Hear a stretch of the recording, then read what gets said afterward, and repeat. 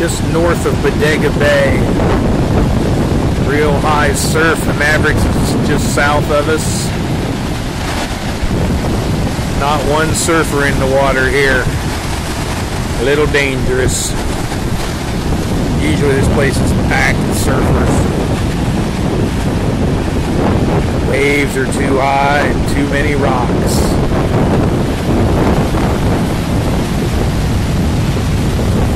Here's one coming right here that's going to curl over about 20 feet.